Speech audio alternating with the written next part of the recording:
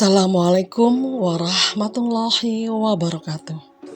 Bapak, Ibu calon guru penggerak, jumpa lagi dengan saya, Astagina Widiana, calon guru penggerak Angkatan 7 dari SDN 3 Pancor, Kabupaten Lombok Timur, Nusa Tenggara Barat.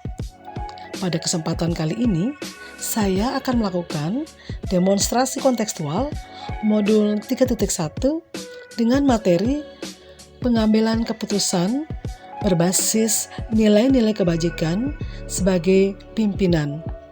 Adapun tujuan khusus adalah CGP dapat melakukan suatu analisis atas persiapan proses pengambilan keputusan berdasarkan pengetahuan yang telah dipelajarinya tentang berbagai paradigma, prinsip pengambilan, dan pengujian keputusan di sekolah asal masing-masing dan di lingkungan lain.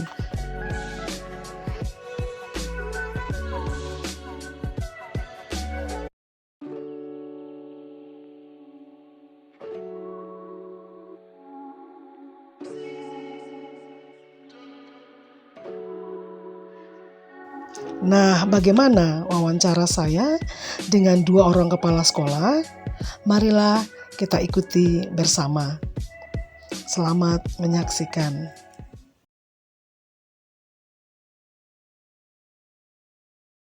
Baik. Assalamualaikum warahmatullahi wabarakatuh, Ibu. Waalaikumsalam warahmatullahi wabarakatuh. Ya Allah, senang sekali, Bu. Ini, Bu, memang kita ada tugas Niki dari CGP. Kita sudah masuk, alhamdulillah sudah masuk modul 3.1. Nah, di tugas tersebut demonstrasi kontekstual. Kami para CGP disuruh mewawancarai Niki. Yang paling pertama itu ya kepala sekolah tempat kami bertugas tentang wawancara bagaimana Ibu mengambil keputusan, kasus-kasus yang pernah terjadi, dan saya yakin Ibu pasti mengalami, apalagi kita di sini banyak. Ya. Yang pertama Ibu yang akan tanyakan, nah misalnya ada enggak pernah terjadi di sini kasus-kasus dan bagaimana misalnya Ibu mengidentifikasi ada kasus istilahnya dilema etika, yaitu misalnya sama-sama benar nih kasusnya, sama bujukan moral, ada yang benar, ada yang salah. Nah kira-kira Ibu bagaimana Ibu mengidentifikasi kasus-kasus tersebut? Ya, terima kasih Bu Gin. Saya berbangga sekali di sekolah kita ada beberapa guru penggerak selaku kepala sekolah. Saya memang bertugas juga memfasilitasi apa-apa yang menjadi kebutuhan para CGP. Mudah-mudahan hasilnya nanti bagus. Kalau Ibu bertanya kaitannya dengan masalah dilematika, dilematika etika dan bujukan moral. Setiap orang, setiap tempat pasti tidak lepas dari masalah, apalagi sekolah kita besar ya Bu ya, dengan segala keragamannya, artinya beragam dari segi sosial, kultural, pendidikan dan lain sebagainya, terutama wali murid kita itu benar-benar heterogen. Jadi permasalahan itu bisa muncul dari murid, bisa muncul dari orang tua, bisa muncul dari guru maupun tenaga karyawan karyawati yang ada di sekolah. Nah, selama ini saya mengidentifikasi permasalahan-permasalahan itu dengan cara pertama, seperti Ibu ketahui, kita di sekolah itu punya grup kelas, grup sekolah ya, grup WA ya. Jadi saya masuk di dalam grup kelas itu. Di sekolah kita kan ada 18 rombel dan juga ada grup khusus sekolah ya, yang berisi karyawan, guru dan kepala sekolah. Nah, saya memantau lewat itu. Pertama lewat grup, bagaimana cara berkomunikasi antara guru, orang tua, penugasan yang diberikan dan lain sebagainya. Kemudian pemantauan keseharian, pengamatan langsung sebelum Bapak Ibu guru mengajar, begitu anak-anak pada datang di sekolah atau di tengah proses pembelajaran ataupun sesudah selesai pembelajaran dilakukan pemantauan, dan juga ada evaluasi secara terjadwal, ya. Evaluasi atau supervisi secara terjadwal. Nah, jadi untuk mendapatkan data-data apa yang terjadi, kasus-kasus apa, tentunya lewat itu, lewat grup, lewat pengamatan langsung, informasi dari pihak lain, misalnya wali murid atau siapa saja sekiranya berkaitan dengan pihak luar permasalahan itu. Itu cara mengidentifikasinya seperti itu. Alhamdulillah ada bayangan tiang Ibu. Selanjutnya Ibu, tadi Ibu sudah mengidentifikasi kasus-kasus tersebut dan misalnya menemukan Ibu. Sekarang bagaimana cara Ibu mengambil keputusannya? Iya. Itu seperti Ibu ketahui, saya itu mungkin orangnya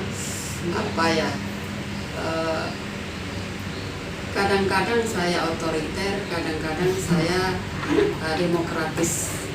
Nah, kalau ada sekiranya permasalahan yang berkaitan yang sulit dipecahkan di tingkat kelas, kalau itu berkaitan dengan siswa, kan ada prosedurnya tuh, tahapannya. Nanti mungkin ada kaitannya dan tahapan berikut, itu ada pertanyaan seperti itu. Nah, kalau ada permasalahan tentu tidak kita biarkan dia berlarut-larut, segera diatasi. Ya, segera diatasi. Pertama dengan berkomunikasi, mencari data dan fakta tentang sebuah permasalahan. Mengapa bisa terjadi seperti ini? Apa latar belakangnya? Jadi kalau sebagai seorang kepala sekolah mendapatkan informasi dari berbagai pihak itu harus benar-benar dipikirkan. Jangan datang yang itu ditelan, yang itu ditelan, gitu, jadi tidak adil nanti rasanya jadi kepala sekolah. Boleh kita mendengarkan, tapi cross check. Karena di agama pun kita disuruh seperti itu. Kalau mendapatkan informasi tentang sesuatu, cari tahu kebenarannya. Nah itu, supaya kita tidak salah langkah, baik buruk apa imbasnya ke depan permasalahan itu harus benar-benar kita pertimbangkan supaya tidak menyakiti pihak-pihak yang terkait. Bagaimana mencari solusi yang terbaik, terutama dengan berkomunikasi. Komunikasi intinya gitu. Berkomunikasi. Betul. Memang komunikasi itu jalan. Karena biasanya masalah itu timbul karena pertama ketidaktahuan tentang sesuatu, yang kedua kesalahpahaman. Nah itu awal dari itu. Selama ini setelah saya pelajari sekian kasus yang terjadi di sekolah, itu bisa kita redam setelah kita tahu, oh ini loh penyebabnya. Oh dia ternyata kurang paham, ternyata dia memperoleh informasi yang salah dari pihak lain, bla bla. Sehingga saya sangat berterima kasih sekali kalau ada langsung berbicara ke saya. Artinya mau pihak orang tua atau guru, saya terbuka orangnya. Artinya mau ngeritik silahkan.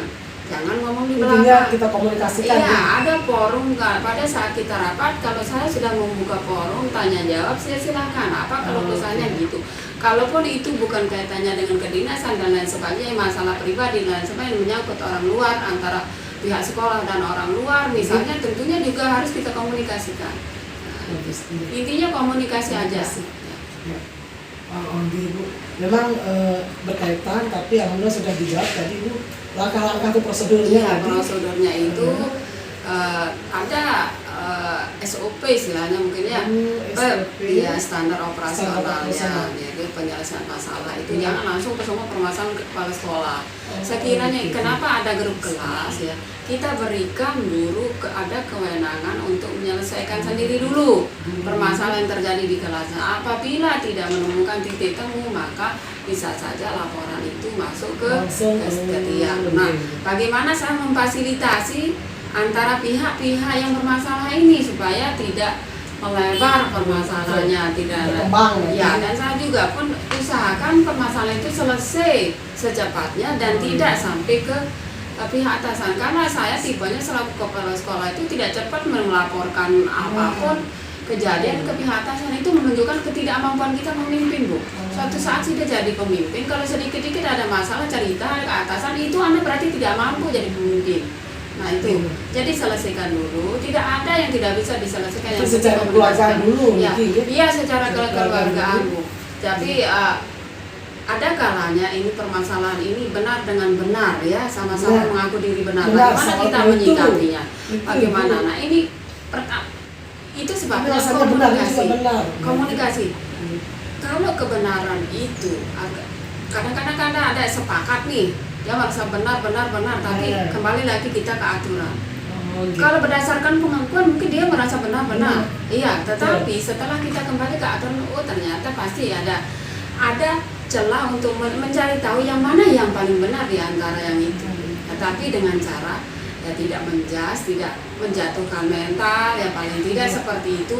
Komunikasi kan sebaik-baiknya ke depannya kalau ada permasalahan seperti ini. Komunikasi. Bagaimana supaya yang lain juga bisa menerima pendapat orang lain. Artinya di sini sama-sama mau mendengarkan orang lain. Ada kalanya kita diam untuk mendengarkan orang. Semua pintar berbicara, Bu, tapi belajar mendengarkan itu paling sulit, Bu. Betul.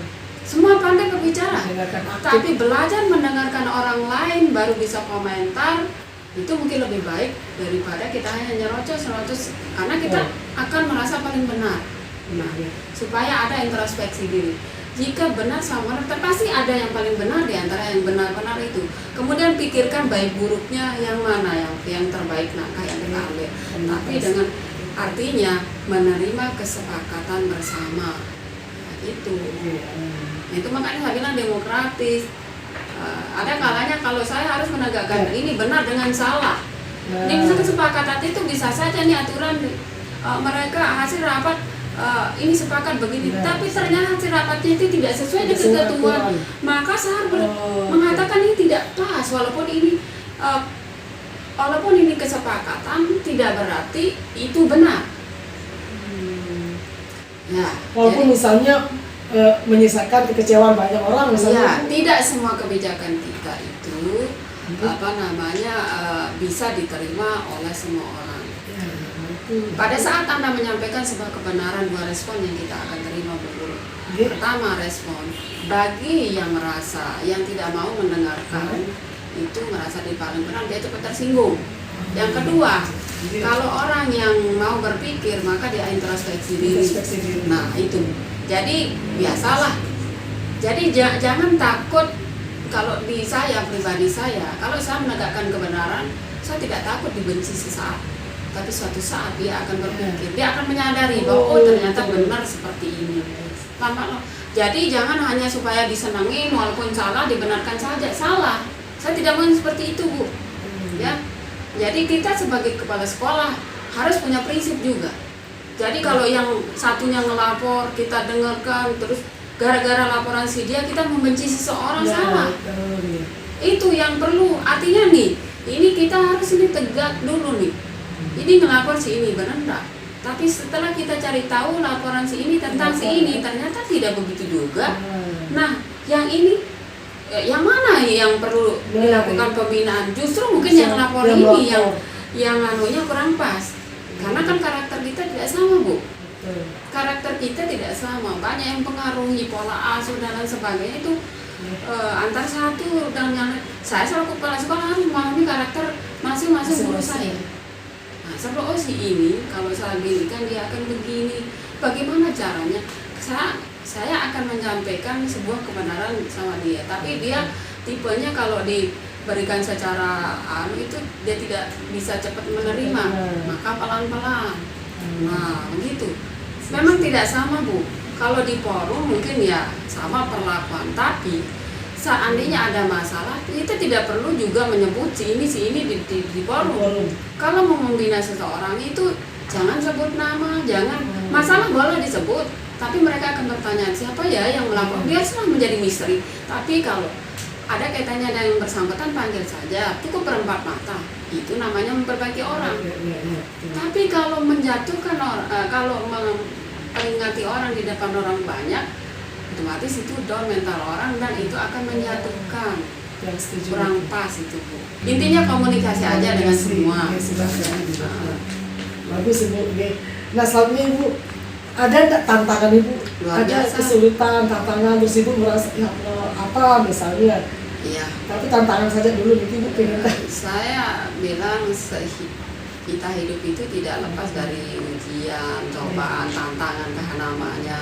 Iya. apalagi di sekolah besar seperti ini Bu ya, terutama tantangan saya pribadi, pengalaman pribadi sini saya memimpin mungkin terlalu sering mutasi di sekolah kita, terlalu sering mutasi dan promosi. Mutasi itu disebabkan karena ada yang pensiun di sekolah lain, stok guru negeri kita banyak, maka dimutasi. Bukan karena berkasus, mutasinya bukan karena kasus, hanya karena pemerataan jumlah guru negeri dan masalah promosi, diangkat jadi kepala sekolah. Nah, kemudian penggantinya mungkin yang datang itu jauh dari yang biasa, artinya non PNS. Kalau yang pergi itu PNS biasa dimutasi itu PNS Bu. Tapi penggantinya kadang-kadang non PNS atau kadang-kadang tim sudah solid misalnya, maka kalau datang penggantinya harus lagi membuat tim yang menyatukan langkah lagi untuk mampu bekerja membangun sebuah gerakan yang sama lagi. Nah, itu tantangan tersendiri menurut saya itu ya. Jadi kadang-kadang saya berpikir ini sekolah dijadikan tempat gembelengan apa? Saya bilang begitu Bu.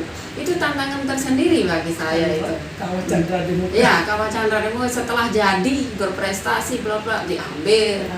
Nah, itu kan wadahnya.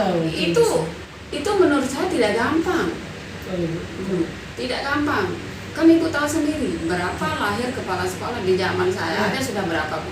Hampir setiap semester kalau ada yang pensiun tercetak dari sini setiap tahun itu. Jadi itu yang menurut saya, dan keluar dari sini kalaupun mutasi sebentar tapi dalam rangka promosi untuk di tempat itu jadi kepala sekolah seperti itu. Artinya keluar dari sini itu tidak lama rangka jadi kepala sekolah, kalaupun tidak langsung diangkat dari sini. Ada juga yang langsung diangkat dari sini seperti itu.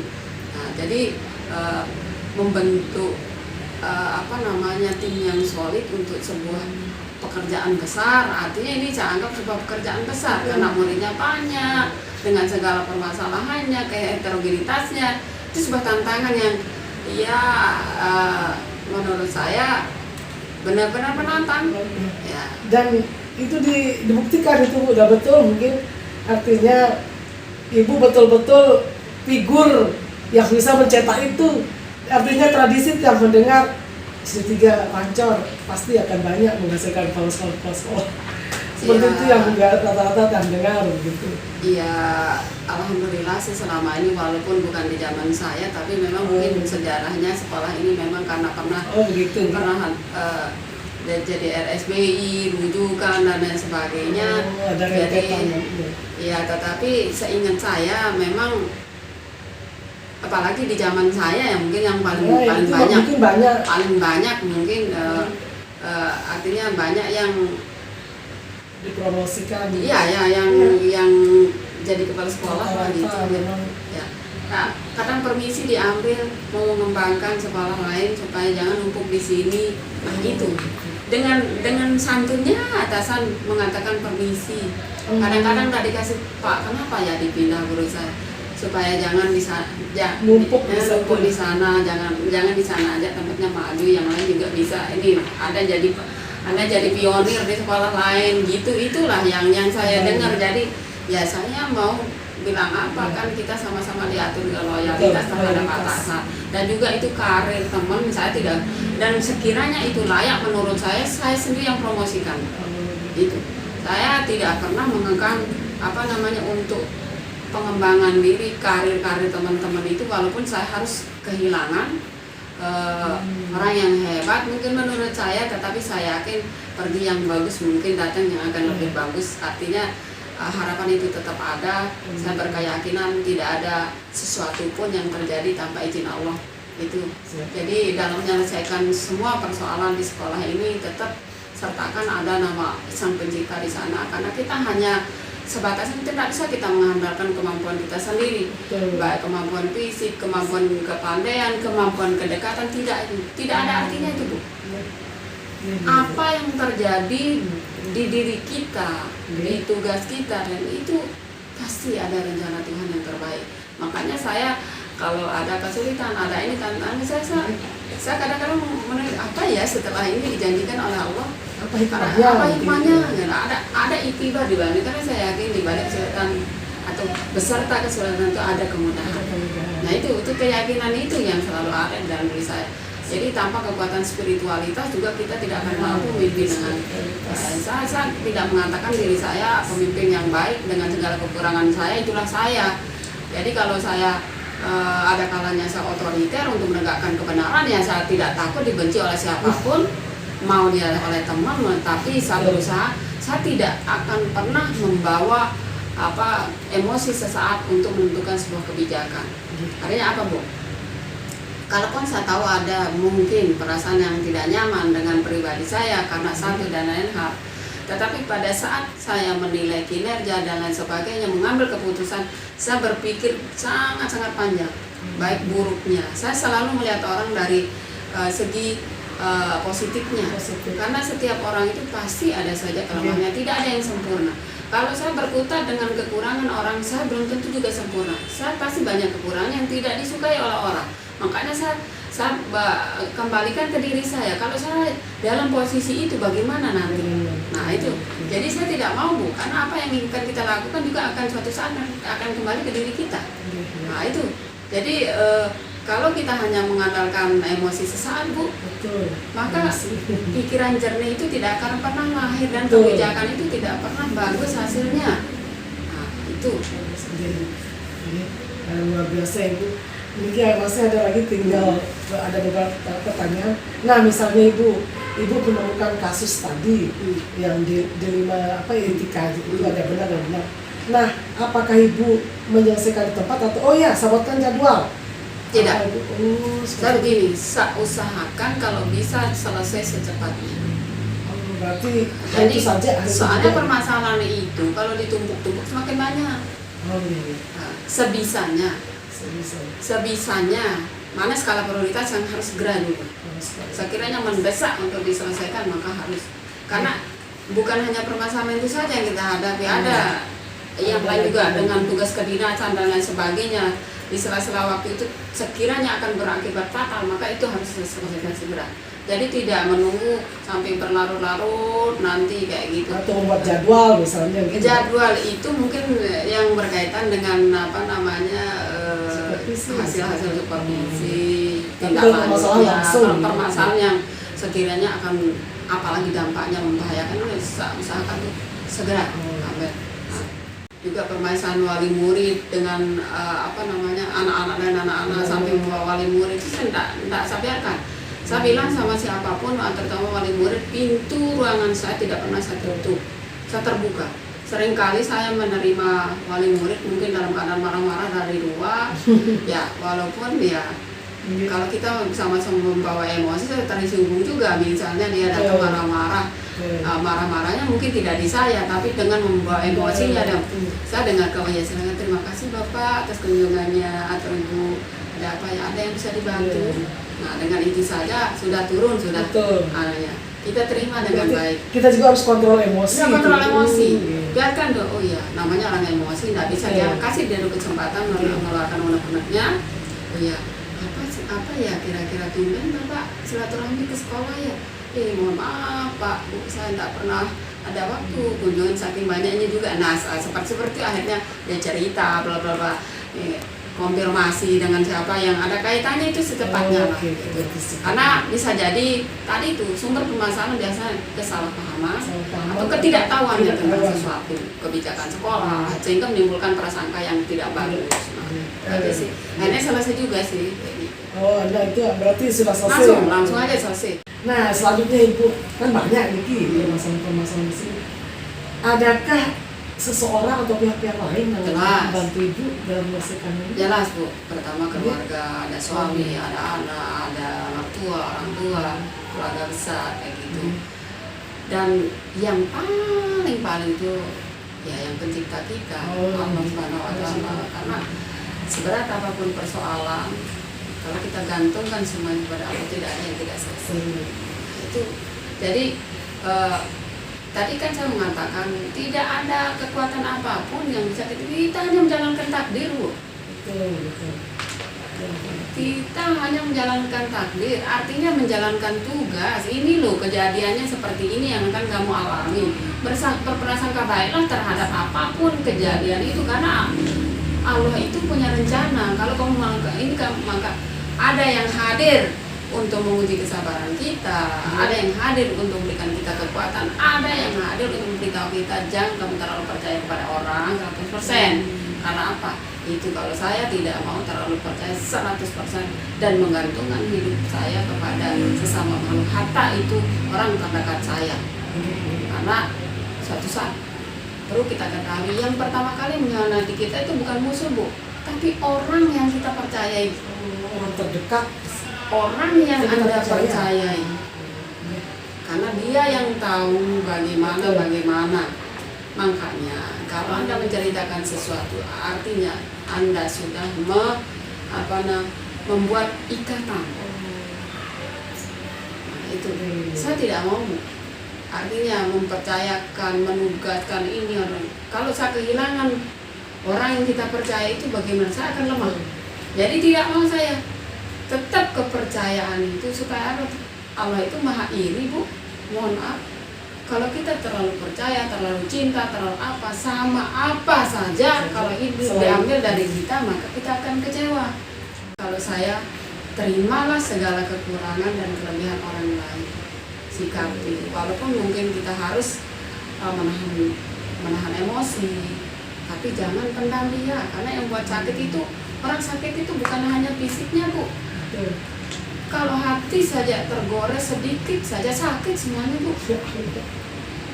Alhamdulillah saya selama menjalankan tugas, Allah selalu memberikan kesehatan kepada saya. Mungkin sekedar teman-teman, kan saya selalu berpikir positif. Seberat apapun tugas, seberat apapun tantangan yang saya hadapi, hiruk pikuknya, itulah yang saya nikmati saja.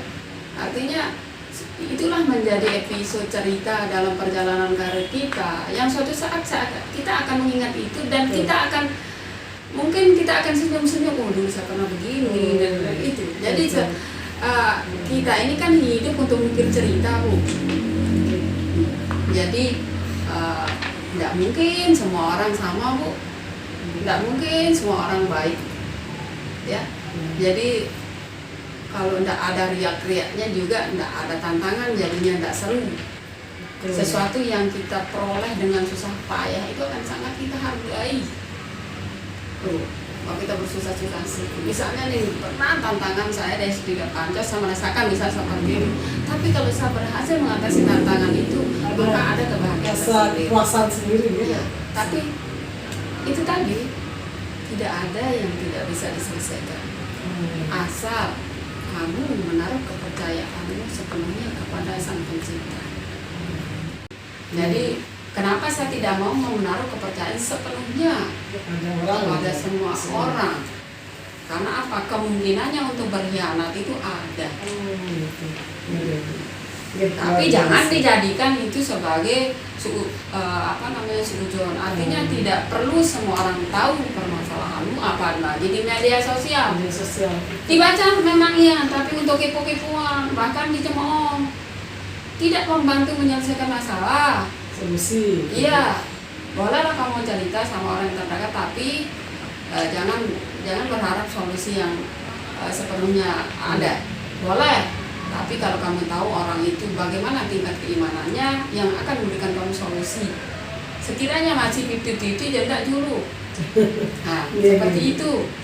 Ya, kan ada Allah tempat mengadu. Gelar sajadah tengah malam, ini loh permasalahanku, ya Allah. Tunjukkan jalan keluarnya, bagaimana yang seharusnya. Itu kan doa, itu kita berkomunikasi dengan Allah itu. Nah, pertanyaan terakhir ini, Bu, terakhir sekali, ya Allah, dari sekian Ibu sudah menyelesaikan permasalahan di sekolah, kemudian pengalaman Ibu mengambil suatu keputusan, entah itu dilema etika, entah itu bujukan orang, ada enggak pengalaman atau hikmah yang Ibu petik dari sekian yang Ibu sudah selesaikan permasalahan itu? Ada pembelajaran mungkin? Banyak, Bu. Mungkin begini, dari sisi permasalahan yang dihadapi siswa. mungkin menarik untuk kita ingat, untuk kita menjadi bahan introspeksi diri kita juga, introspeksi, selaku orang guru, selaku orang tua di rumah. Ini permasalahan siswa yang nakal luar biasa di sekolah, sedikit-sedikit pukul sampai gurunya nyerah, bahkan orang tuanya nyerah juga.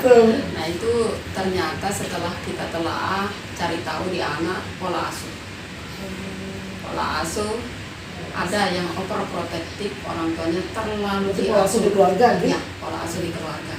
Karena kan pendidikan terbesar waktunya itu kan di keluarga pertama dan terbanyak waktunya itu di keluarga. Apa yang didapat di keluarga itu berpengaruh juga bagaimana di sekolah. Nah, jadi ada yang sampai orang tuanya nyerah juga Bu. Sampai saya bilang ya Allah, tetap saya berpikiran positif. Anak saya tidak pernah sampai keluar air mata saya ngingetin dia nak, saya bilang gitu. Tapi kamu murid saya bilang gitu. Ini hari ini coba dong ini sama Bu Guru, kenapa kamu seperti itu? Saya, ibumu, bapakmu justru yang lapor ke sini. Apalagi gurumu di sekolah yang ada angkatan sebelum-sebelumnya. Ini nak ya, kamu tidak janji sama ibu. Apa yang akan kamu lakukan? Kamu ceritakan, kamu jujur aja sama guru. Saya minta hanya jujur, dia bercerita. Kalau terjadi, diulang. Artinya, kamu kemarin kerjakan apa di rumah? Masih tidak perbuatan seperti itu dilakukan? Kan ini dia kasusnya dia sering ini loh ngomongin orang tuanya, tidak di rumah, di sekolah juga suka ganggu temannya, ngantuk dan lain sebagainya. Jadi pergaulannya sudah agak mendekati remaja gitu, pergaulan remaja, tapi tidak yang seperti itu. Nah jadi ternyata anak-anak sudah kalau masa pra-remaja itu tidak, cara mengasuhnya itu tidak harus sama dengan seusia yang masih kecil dan lain sebagainya gitu-gitu. Ada juga anak yang dengan saya minta jujur itu saja sudah mampu mengendalikan dia melakukan yang itu. Karena kalau saya tanya, saya benar rutin nanya dia Bu, tanpa semua tahapan guru kelasnya. Ya saya tanya dia pas jam-jam keluar main, nah, masih enggak melakukan yang itu kayak kemarin. Awal-awal dia nggak, teman kita yang datang ngajak kita buku, bisa enggak kamu tolak dia? Karena kalau kita begini kita usahakan lah Bu Guru. Nah besok sampai akhirnya anak itu menurut saya lumayanlah perubahan besarnya. Ada juga yang setelah kita tahu ternyata orang tuanya terlalu mengatur, tadi overprotective ya, belajar di sekolah tidak boleh, ini ada A sampai Z di ujung-ujungnya di sekolah paling nakal, tapi ternyata dia punya potensi luar biasa. Setelah kita arahkan, ternyata kita libatkan dia mendongeng, juara, jedok terkecil juara, putri cilik juara, perempuan. Perempuan ya, seperti itu Bu. Jadi dari permasalahan saya temukan potensi yang luar biasa. Dan setelah diarahkan dengan benar, dia menunjukkan prestasinya yang luar biasa sampai level nasional bahkan. Nah itu yang menurut saya menarik kalau dari kasus anak-anak. Ya kalau guru ya alhamdulillah guru dengan kalau yang suka tantangan seperti saya kan sering ayo ikut ini ya sampai bisa berprestasi sampai yang ke nasional dan lain sebagainya. Itu menurut saya padahal kan yang berbuat dia, tinggal bagaimana ini loh, dia punya bakat, dia punya kemampuan lebih, tinggal kita gali aja, kita berikan fasilitasi untuk berkembang aja. Ternyata itu bukan siswanya saja, tapi gurunya juga. Nah itu memacu diri saya, kalau dia bisa, kenapa saya tidak? Menggali potensinya gitu. Iya, menggali potensi dan mengarahkan sampai dia menjadi sebuah hal yang positif, bahkan seperti prestasi kayak tadi itu. Ya banyak sekali yang saya temukan seperti itu Bu Guru. Itu saja Ibu mungkin pertanyaan. Terima kasih sekali lagi Bu atas kesempatannya. Tetapi di lain waktu nanti kan boleh yang lagi berbincang-bincang atau minta pendapat ibu, masukan ibu. Iya, nggak apa-apa Bu, kan kalau ada waktu saya sempatkan juga keluar duduk-duduk, itu kan nggak mesti di ruangan, kita kan, saya tujuannya itu duduk-duduk sana untuk menggali apa namanya permasalahan, apa sih yang terjadi di teman-teman saya, supaya saya tahu apa yang harus saya ambil langkah kayak itu aja sih Bu.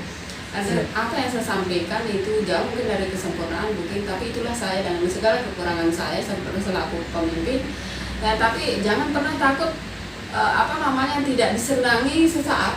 Karena apa? Kadang-kadang itu tadi dua respon yang akan kita temukan itu, dan tidak semua kebijakan kita akan diterima sepenuhnya oleh semua orang.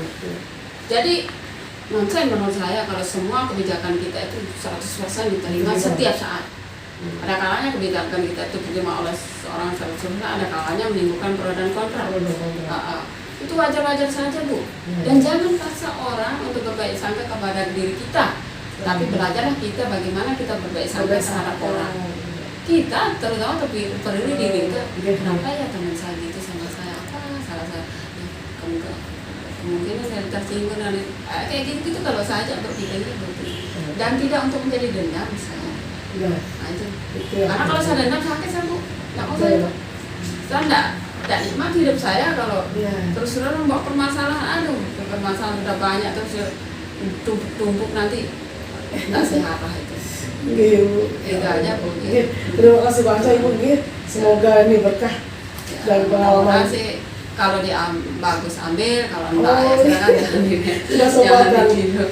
Masalah karakter kita kan beda-beda. Saya dengan karakter saya yang memang itu ngeri-ngeri sedap lah menurut orang. Tapi biar senang. Biar senang. Itu untuk kebaikan tak apa-apa, bukan untuk kebaikan dan untuk kemajuan. Dan itulah. Tapi ternyata mungkin kebersamaan itu kan sesuatu itu akan kita hargai setelah dia tidak ada di diri kita. Itu ternyata menjadi kesan tersendiri bagi teman-teman yang pernah bersama dengan kita. Artinya setelah kita pindah, mungkin pada saat kita bersama itu tidak terasa gitu. Tapi setelah bisa, dulu begini, itu menjadi sebuah cerita. Itu jadi ya seperti itu. Terima kasih banyak Ibu.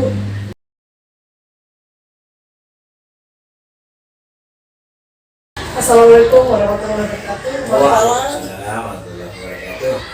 Mohon maaf mengganggu waktunya. Terima kasih sudah bisa diterima untuk wawancara itu umum ini karena ada tugas dia di pendidikan calon gubernur ini, yaitu mewawancarai beberapa kepala sekolah.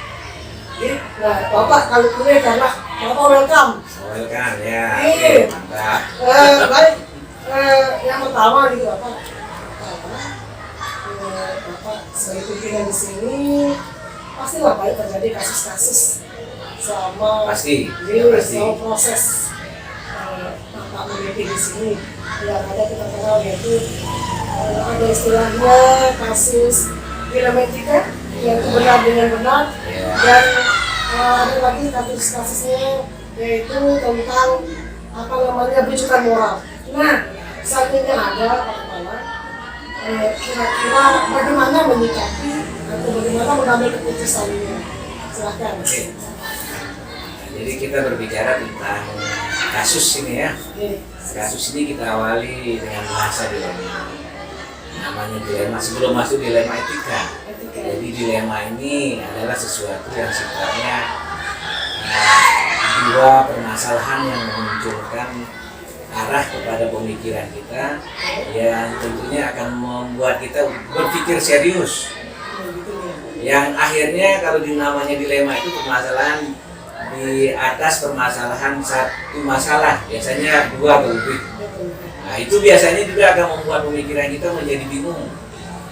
Nah dari bingungnya itu karena kita akan mengambil satu keputusan, ini dilema. Nah jadi kita fokuskan dari dilema yang ada ini, ada namanya istilah yang disebutkan tadi dilema etika. Nah, jadi kalau kita lihat dari pengertian dilema etika itu dari kata yang tadi kan ada dua permasalahan atau lebih. Nah, di mana kalau dilema etika ini sifatnya benar versusnya benar. Benar. Jadi sama-sama kita akan mengambil langkah untuk menentukan karena tingkat kebenarannya sama ini. Nah, mana yang akan menjadi dominan nanti kita akan ambil dari versus yang dua ini. Karena sama-sama benar kalau yang satunya rujukan moral, kalau itu sifatnya benar dan salah mudah, kalau itu lebih mudah mungkin akan dipilih. Jadi kalau dia benar, tentunya kita akan mengambil benar dengan langkah awal ya kita akan menelusuri kan bagaimana tingkat kebenaran itu sehingga kita akan mengesampingkan yang sifatnya salah. Ini rujukan moralnya. Nah, kalau yang yang dilema etika, kalau dilema etika itu sifatnya benar dan benar. Nah, tentunya kan benar dan benar ini sama-sama menuju ke hal yang positif, kebaikan arahnya.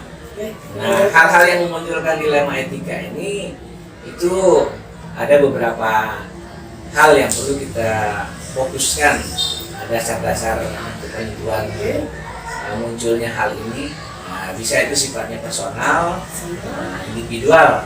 Itu bisa nanti bertentangan dia dari personal itu menuju ke kelompok besar atau kelompok kecil menuju kelompok besar, individu versusnya nanti ke lingkup yang lebih luas, bisa ke masyarakat. Nah, tapi kalau lingkup sekolah kan kecil.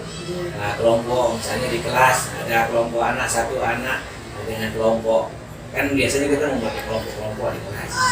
Nah, atau mungkin skupnya sekolah, guru yang satu dengan guru yang lain.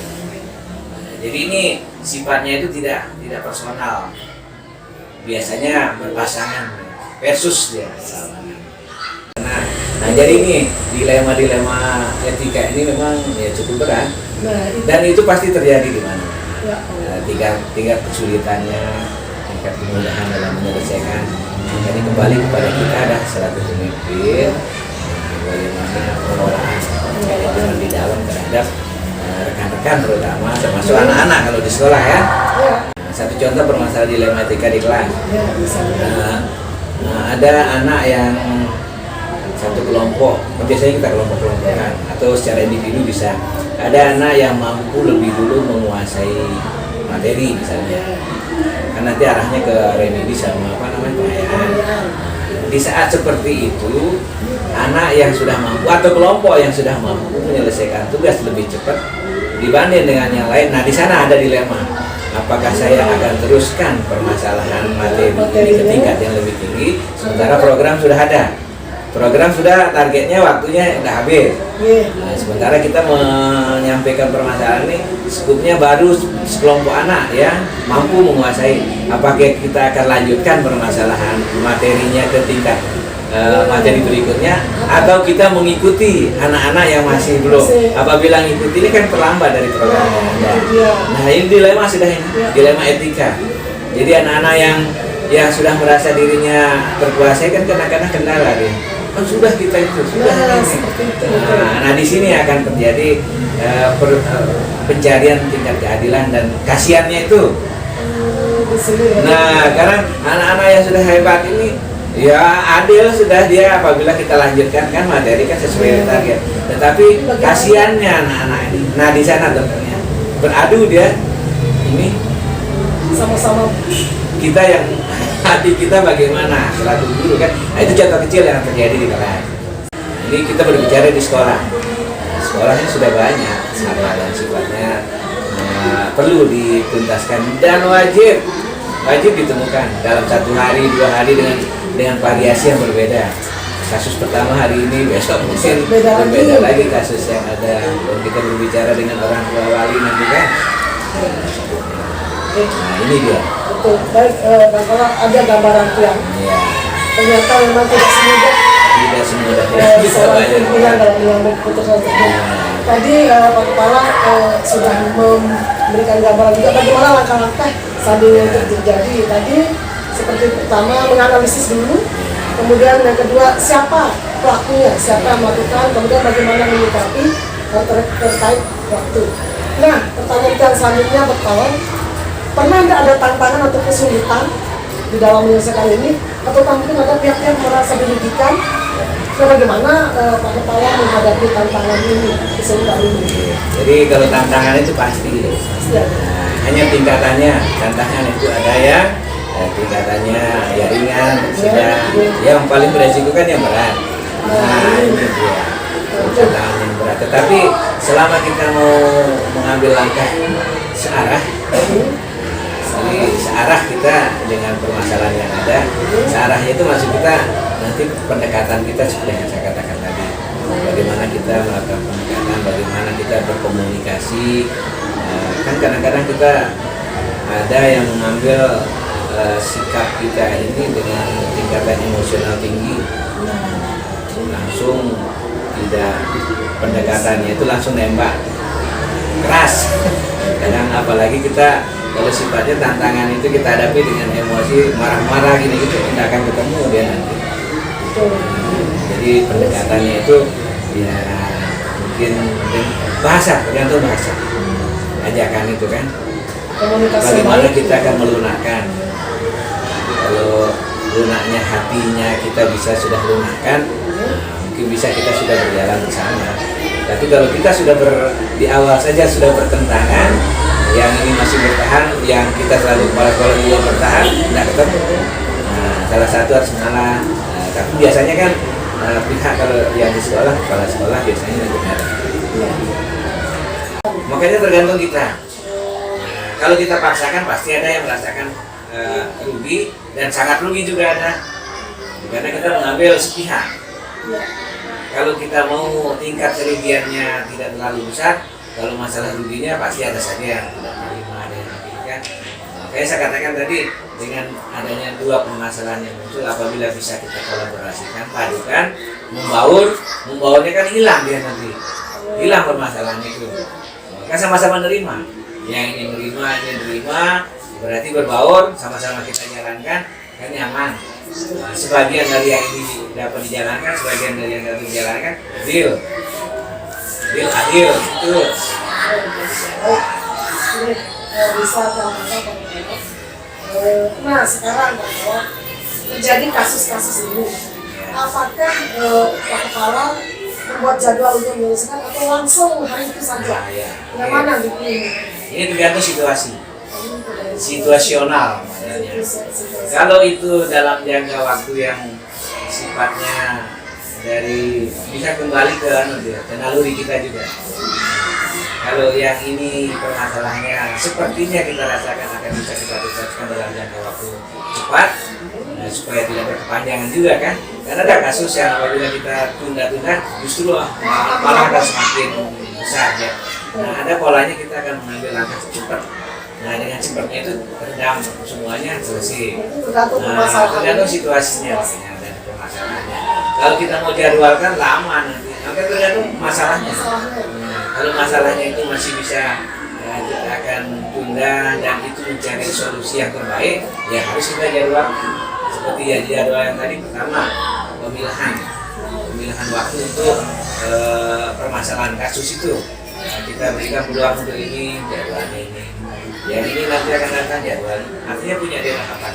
Makanya ada istilahnya jangka pendek, jangka panjang. Tetapi hati-hati dalam mengambil sikap jangka panjang.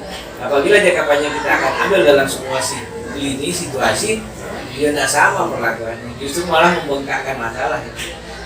Kecil masalahnya, tapi kita biarkan menambah pihak ketiga, pihak keempat, semakin dia besar, kan semakin rumit jadinya. Nah, jadi itu dah polanya. Kemudian mengaliri kita tidak bisa berbahasa, kemudian teknis kita mencari serapan kepada pihak rekan yang lain yang mungkin bisa kita percaya. Kemudian kedekatan kita terhadap permasalahan yang ada, kalau kita bisa cepat terangkul, cepat selesai, kenapa tidak kita harus ambil langkah secepatnya. Jadi tidak kita lakukan sama, bisa dia tanpa terjadwal, bisa terjadwal dengan rapi, situasional. Baik, nah dalam menyelesaikan permasalahan ada yang pernah membantu Pak Kepala, seseorang mungkin atau siapa? Ya, makanya itu kita harus pilih tingkat kepercayaan. Jadi tidak semaunya kita menunda coba ini. Nanti justru kan kalau salah pilih justru memperkeruh permasalahan yang bisa pertama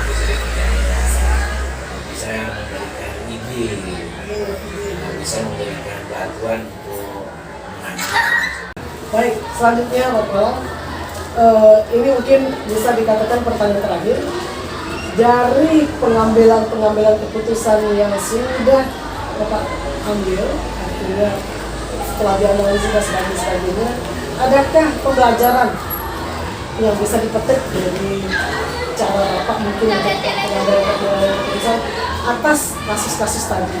Ada pengalaman yang Pembelajaran yang kita dapatkan tentunya pasti banyak. ya, Pembelajaran kita dapatkan dari pengalaman kejadian. Nah, kejadian satu demi satu kejadian itu walaupun itu tidak sifatnya sama, variasi kan, variatif namanya. Nah, dengan pengalaman satu dua tuh banyak pengalaman, skupnya itu mungkin kejadian-kejadian itu tidak jauh beda dengan kejadian-kejadian yang akan kita hadapi pada saat berikutnya. Nah, yang jelas kita sudah terlatih mental kita menghadapi. Kalau mental kita kecut di dalam menghadapi yang ini, ya tetap kita akan merasa takut dan selalu tertekan, akan selalu tertekan. Jadi kalau kita sudah terbiasa menghadapi permasalahan seperti ini, jadilah hanya satu pembelajaran bagi kita. Kuatlah kita, terlatihlah mental kita, jadilah pengalaman bagi kita. Apapun permasalahan yang muncul dengan teknis yang kita gunakan dari pengalaman dan pembelajaran yang ada, saya rasa permasalahan itu ringan ada. Kecuali kasus hukum yang kita nggak berani juga kan, itu sudah besar masalahnya. Kalau hukumnya yang ada di sini, makanya itu kita hati-hati di sekolah juga dengan bahasa pesan terhadap teman-teman. Apalagi sekarang HAM, apalagi istilahnya HAM, itu perlu betul dijaga. Apalagi ya sekolah ramah anak. Nah itu yang betul-betul kita jadikan sebagai acuan. Tetapi bagaimanapun ya tetap bisa saja terjadi kejadian ini akan muncul saja satu di antara sekian itu mewakili. Makanya di dalam pengisian kuesioner itu kan itu jadi fokus. Bagaimana terjadinya pembulian di sekolah, bagaimana terjadi kasus tindak seksual itu kan. Nah itu yang kita betul-betul jaga ini. Makanya di sekolah juga perlu itu ditanamkan untuk pendampingan penguatan, misalnya dari kasus-kasus pembulian atau seksualnya. Anak perlu diberikan pendidikan, istilahnya pendidikan cek dini. Cek dini itu tujuannya bukan kita mengajak anak, mengarahkan anak. Memang itu kan anak-anak tabu dia. Kadang hal yang bagaimana gitu, kadang tertawa anak-anak kan. Padahal itu pendidikan. Bagaimana caranya supaya anak itu bisa menjaga dirinya. Itulah makanya sekarang berbasis data BBD-nya harus naik di sana. Kapan kita akan mengundang stakeholder yang lain yang bisa memberikan arahan melalui sosialisasi, lalu memang dikuatkan dengan pelatihan semakin bagus juga. Nah, terjadilah pembinaan terhadap pihak sekolah. Nanti dengan lepasnya pihak itu kan sudah ada yang digenerasikan di sekolah, ya yang mulai itu. Biasa sekolah sejagat yang tulis dan yang betul tadi, ternyata intinya seorang kepala sekolah banyak hal yang harus dipikirkan, banyak hal yang dipikirkan, bukan hanya permasalahan kasus saja. Fisik sekolah belum lagi. Kan fisik sekolah menuju ke kenyamanan. Kalau sekolah begitu saja juga kan kita nggak nyaman sebenarnya kan, kita nggak kerasa mau cepat pulang, mau ini. Makanya sekarang resikonya juga kan kita nyaman, aman. nyamannya itu teman-teman betah, anak-anak bisa betah gitu.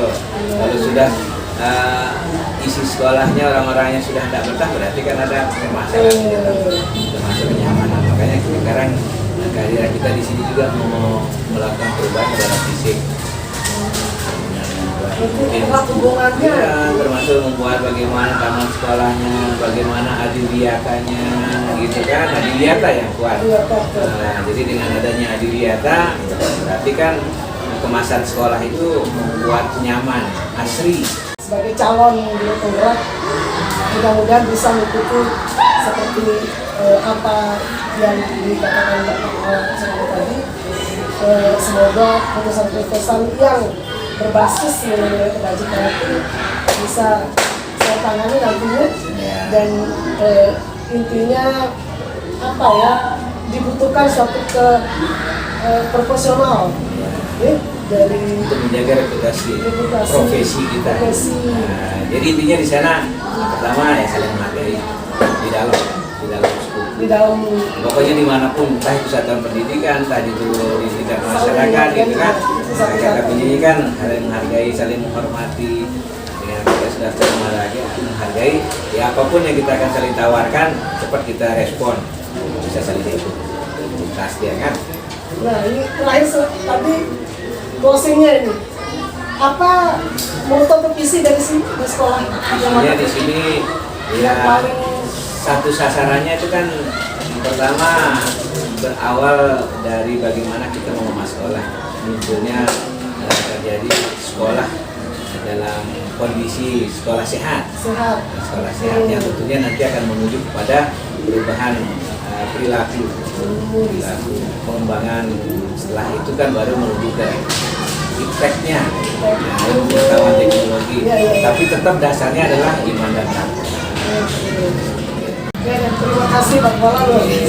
Ya. Ini demikian tadi, mohon maaf mengganggu hari ini.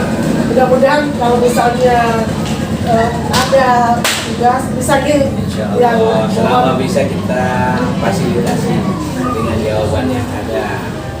Semoga jawaban yang ada juga ya kalau kita katakan tingkat kepuasannya ya itu adanya sudah gitu. Sudah banyak. Nah, bisa mendukung lah tugas-tugasnya. Oke, siap. Assalamualaikum warahmatullahi Waalaikumsalam.